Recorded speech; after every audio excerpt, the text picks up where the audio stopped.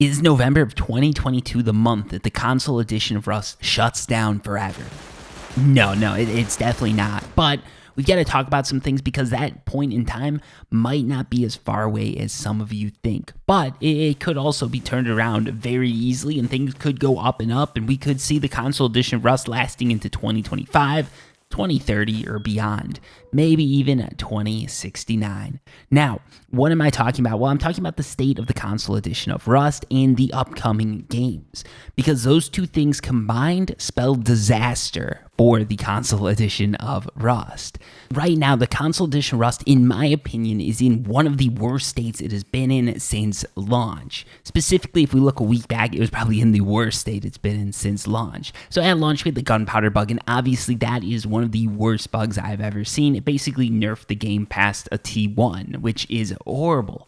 But we've also had a few other bugs where PlayStation players were disconnected for a weekend, Xbox players were disconnected for a weekend, the game just wouldn't load for people, and a variety of other things. But generally, those bugs got fixed fairly quickly. In the past week or 2 weeks or 3 weeks, basically, we've had a set of bugs that has not been fixed for basically 2 weeks. So there was a patch that was released around the end of September that made it so players would randomly get disconnected or have to disconnect from the game. You die and you could not spawn into the game. You had to close the game down and restart. This caused a lot of players to leave because along with this bug, there were bugs around crouching at certain monuments just not working, and a bunch of other stuff that was completely ridiculous. Now they've fixed all of those bugs, but we have some new bugs that came with those fixes because that's just how patches work, and that's across all games. These new bugs aren't game-changing, they're not game-breaking, they're not the end of Rust, but they are pretty annoying for a lot of players, especially a lot of players who've been dealing with 2 weeks of consistent bugs that meant that they were closing the game, exiting the game, coming back into the game, and just having a lot of general annoyance around this wipe. And what those bugs are is if you run monuments like the water treatment plant or the airfield, there's certain sections that will default kill you. What this means is you die, you can't get your stuff, and that's it. Hands wiped clean, end of story. In addition to that, you got scientists that are super powered because they were given PCP, and then you've got another crouching bug that goes around building twig floors and stuff like that. So there's a few different bugs that are going around at the minute. None of these bugs are crazy, and the scientist bug apparently is a feature, not a bug. Developers tend to say that, but apparently this is something that has to do with Face Punch and some changes they made to scientists going into the console edition of Rust, and then those changes made scientists a lot harder. The problem with this is it turns out when you're playing with a mouse and keyboard, it's a little bit easier to fight scientists than when you're playing with a controller. That's just the name of the game. Mouse and keyboards tend to be better unless you've got aim assist and a bunch of stuff like that, but I don't think the aim assist that was trialed or the aim assist that exists for the console edition of Rust, so there was aim assist on staging. I don't think that made it to any servers in the main branch, but I could be wrong on that. But I don't think that means that this is comparable to the keyboard and mouse, which means when an AI or when scientists are reintroduced from the PC version of Rust, they probably do need to be dumbed down. Anyways, D11's looking into that. They may or may not change it. And none of these bugs, again, are game-changing. But for people who've been dealing with 2 weeks of consistent bugs, running into a new set of bugs, along with an issue with invalids and sort of the netcode, I think it is. I could be wrong on this, but I think what happens is the netcode with Unity just isn't the best. I think Face Punch, when they designed Rust, baked a lot of that into it. I think they assumed that people are going to be working with sort of wired connections, low ping, and with consoles, that's not always the case. A lot of people have consoles that don't have an Ethernet cord running into them. They're just running off of Wi-Fi, which causes ping issues, which could be part of the reason people are seeing invalids. In addition to that, consoles are just not as powerful as PCs are. I know this because I've got both, and my PC can run games a lot better than the Xbox Series S can. Even if I got an Xbox Series X, I'd have trouble, and that has to do with how much you spend and everything like that. But when you combine all these issues, it leads to a lot of frustration. There's been a lot of players that I've been talking with. They're saying, hey, I need to find a new game to main, or they're saying, I'm leaving Rust. I just can't handle this anymore. I'm going off to Cyberpunk 2077, which, by the way, Cyberpunk did come out with a lot of bugs, but it's an amazing game right now. That is not an insult to say you're taking Cyberpunk over Rust. In my opinion, everybody should play Cyberpunk if they like that sci-fi sort of cyberpunk feel. It is a fantastic game, and despite the bugs, it's a lot of fun. It's got a great story and everything like that. I'd say the same thing about Rust, to be honest. It's a great game. It's a lot of fun. It's got a lot of bugs, but it's a fun game that you will enjoy if you play it, I think. At least for the first couple 100 hours, and then you'll start to get upset with it, but maybe it's time for you to just take a break at that point. So I don't think it's a bad thing that people are taking a break. But we do have a few issues coming up because what's happening is Rust is entering a low point due to all these bugs, and we've got some competitors coming up that are really going to hit this game hard. So the first one I think is going to be Call of Duty Modern Warfare 2. So the reasoning behind this is twofold. First off, the Call of Duty Modern Warfare 2, like Call of Duty in general, just tends to take a lot of players in. You'll see a drop in a lot of other games when Call of Duty comes out because even if people are normally playing FIFA, they're going to switch over to COD for just a couple weeks. After that couple weeks, usually they come back, but Call of Duty being, a pretty smart brand is releasing Warzone and DMZ. And DMZ is the one that is really going to hit Rust hard. I think in the future, that's what people are going to say at least. Warzone, it's a great game. You drop in. It's, like Fortnite. It's a battle royale game. It's not like Fortnite at all. There's no building. I don't know why I made that comparison. I'm a complete idiot sometimes. But no, Warzone is a battle royale game. It's intense. People like it. It's fun. But it's a battle royale game. That doesn't really compare to Rust. Rust is a building game. There's some elements of like you die. It's, there's a lot more pressure in Rust because you die, you lose your gear. You lose the time that you put into that gear. And worst case scenario, you get raided and you lose everything. This is where DMZ comes in. You see, with Call of Duty DMZ, it's like Tarkov. It's a looter shooter. You go in, collect your loot, and try to extract with that loot. You can then use that loot to buy better guns, armor, everything like that, and go into your next game with better gear. And what happens is, if you die, you lose that gear forever. It is gone. You don't get it back. Maybe there's insurance or something like that, but the stakes are higher there. A death is more than just a death that costs you 10, 20 minutes of time. It could cost you a bit of grinding. And that is what Rust has. Rust is a way more intense, way more immense game where you're losing a lot more. But Call of Duty DMZ does have some of those elements, and for players who are a little bit more casual, I think that's going to pull a lot of people.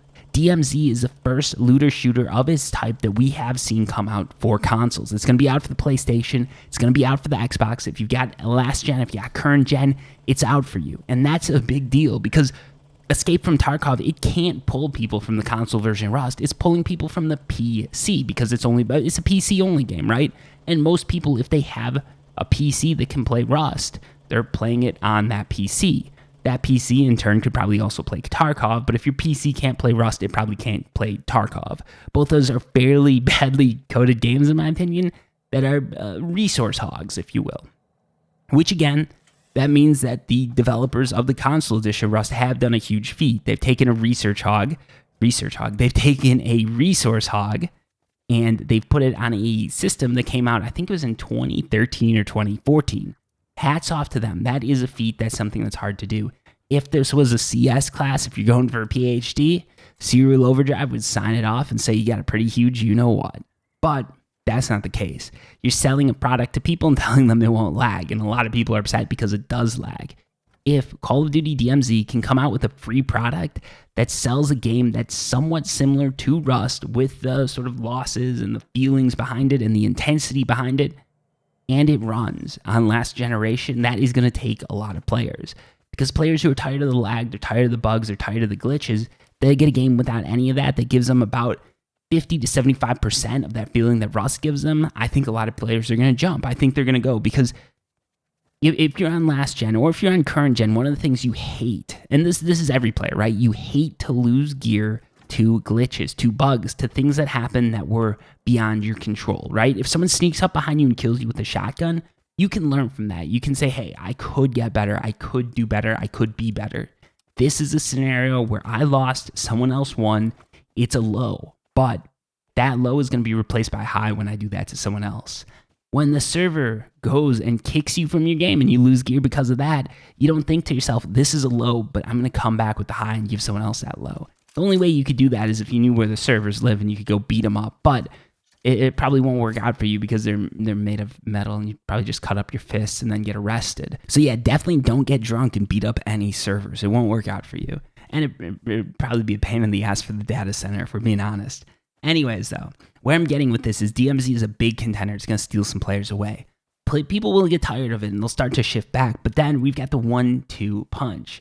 So if the 1 and the 2 punch is Call of Duty and Call of Duty DMZ, That knockout blow, which I guess that should be 2, but whatever. This is Mike Tyson. He's throwing 3 punches, bitches. Anyways, that third punch is going to be Sons of the Forest, which is another survival game that has building elements, that has a story baked in, that could steal a lot of players away because a lot of Rust players are looking forward to that game, and that game's coming out for consoles too. So that's going to take some of the player base away. And then in addition to that, you've got some other bangers. Like, I think you've got the Calypso Protocol that's coming out in December. You got the Harry Potter RPG. I don't know how big of a crossover there are between Harry Potter fans and Rust. You know, I don't think anyone wants to run around Hogwarts yelling the N-word, but what do I know? Maybe you really hate Dumbledore. Then, in addition to that, you've got games like Starfield and Ark 2 coming out in 2023. If all those games come out sort of at the beginning of 2023, it could be a major hit to Rust, and it could mean that the developers are going to have to survive a period of downturn. If you look into it right now with all the bugs, there's been a slight drop in the player base, at least what I can tell from the statistics that I've been given access to. That's what it looks like. There's been a slight drop, but we're talking like a couple percentage points. It's very minuscule, and I don't think it's something that affects the developer's bottom line, because the fact of the matter is the people who are spending money on skins, the people who are going hardcore in the game, like those are probably the people who are spending the most money, they're not leaving the game. They're still with Rust. But when other games come out and they start to steal people away, that's where you've got a problem. Now, the hardcore player base probably won't leave because they've got money invested through skins and everything like that. That's one of the things behind skins. It actually causes people to like sort of be retained to a game more because they haven't just put down $50 or $60 for the game. They put down $50 or $60, then they paid another $40 for a battle pass, another maybe $30, $50, $60 for special skins. They're $200, $300 into this game, and they don't want to jump off for any game because they put that money in. But I think that some of the games coming up, especially Call of Duty DMZ, because it's free, have the potential to do that. All it takes is someone going over to one of these games just for a little bit, loving it and sticking with it. I can tell you, once you stop playing Rust, once you're out for a wipe or two, it gets more and more sort of like, I don't know if I want to go back to that. You're a bit like that heroin addict, right? Like, you've been to the depths of the lowest of lows and you've hated yourself. But you get out of it and you're like, I never want to be back there again. That's how Rust is. And look, there's a lot of relapses. A lot of us do relapse. I'm one of them, right? Like, I've got a whole YouTube channel based around that. But as you start losing people, more and more people siphoning off, you're going to start having more and more issues. I don't think the game's going to die. I think the game's probably going to be maintained into 2024, hopefully. But at the same time, like, it's questionable. And the other thing, the big thing I think that a lot of people are going to be surprised about is that since the release of the console edition Rust, D11 has grown the team. They have expanded. They have gotten bigger. But it doesn't seem like any team members are being added to the console edition of Rust. It seems like that team has stayed fairly static in size. There's been people who have left and people who have come on. I think people have come on at least. But it doesn't look like the size of that team is growing or shrinking. It's a good sign to see it's not shrinking, but it's not a great sign to see the fact that it's not growing. Because if this game was a big moneymaker, they'd probably be growing the team and trying to put out more and more content just to keep people more and more involved. This looks like a game that's sort of in its maintenance cycle. And if they can't get a push, if they can't get a boost, at some point it's going to shift from maintenance into sort of a degradation cycle where they keep the game alive, they keep pushing out updates, but it just gets worse and worse.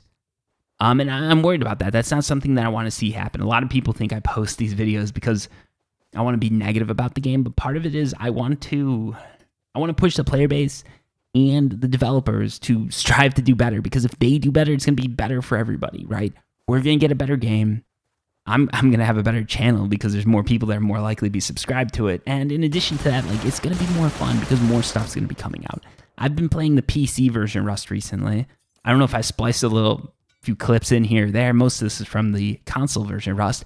But I've been playing the PC version of Rust recently. I can tell you there's some really cool things that I think they could add to the console version of Rust that players would love and that it wouldn't take that much more RAM, that much more memory to do.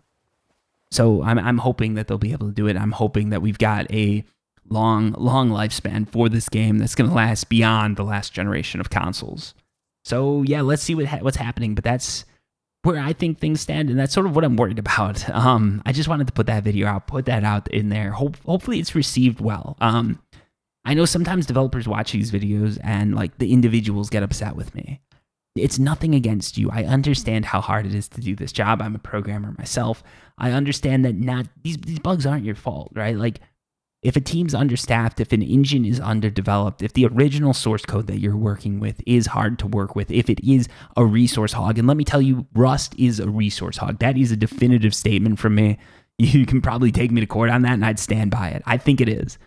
I really do, because like I've got a 3080 right now. I've got an i7 12th gen, and the game still can't run on full, like, it can't run on max graphics for me. I've got to turn a few things down.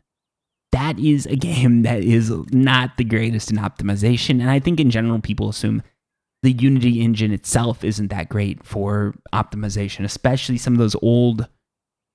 I don't know what Unity engine Rust is based on. I'm not sure if they've kept it up to date. I'd assume they would be, but like, still, there's some spillover there that I think could be affecting the game and the code. It's a game that's been around from 2013.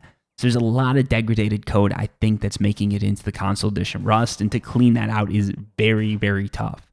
Like, optimizing a code base, that's something that can take years to do. It could take you longer than it took to develop that code, just to give people an example of how tough this can be.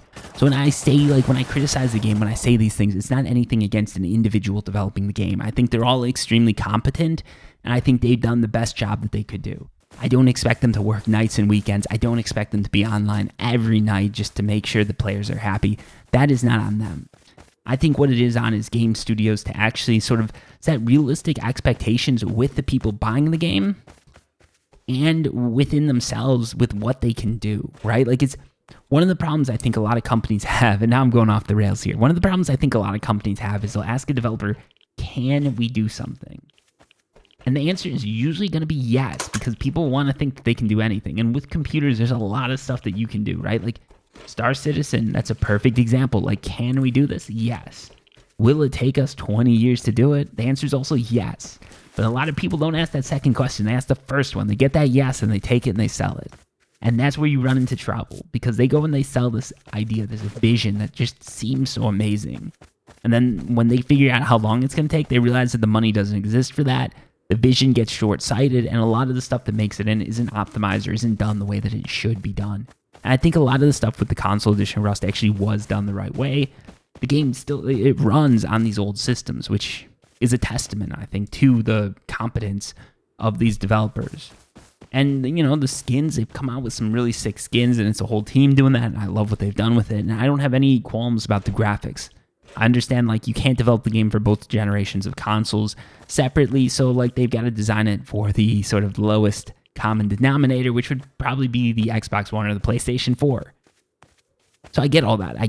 It's nothing against any of those people who may or may not be watching the game, but I think game developers as a whole need to set realistic expectations, because we've seen a lot of disappointments come out. We've seen a lot of overpromises come out, and it just leads people to bad feelings and not the best memories sometimes. And I think that's part of the issue. That's part of the reason we're seeing these bugs, because as a developer, as someone who's giving a game to customers who you're talking with, who you probably feel for, you want to put things out as fast as possible. That's something I find myself in every day. Like, someone says, we need this feature. I really want this feature for this or that. And I think, man, I could just work a little bit extra and put this out. And then you put out buggy code, things crash, and people have a worse experience because of it. And I think that's one of the things that's so hard to avoid. And in the wrong environment, with the wrong type of nurturing, with the people who really want to over exceed expectations, but they just sort of push themselves too hard, that's what can happen. So I guess, I don't know, I guess what I'm saying is the Rust team should still be given vacation time and everything like that. And I think they live in the UK, so I think they get that by default. But you get what I'm saying. I just want to make sure people know, like, where I'm coming from, and that none of this hate should be going to any of the developers, any of the people in HR, anyone like that. As a company, we can talk about what D11 did right or wrong, I think, but we shouldn't be talking about any individuals, because they're doing the best they can. And even if they're not, they're working for a salary just like you and me. I work a full-time job after all. Hit subscribe. Eventually, I might not have to. If like 10 million you hit subscribe and then you all donate $1, that would get me $10 million, which shows how bad I'm at math, because that would be way more than enough money for me.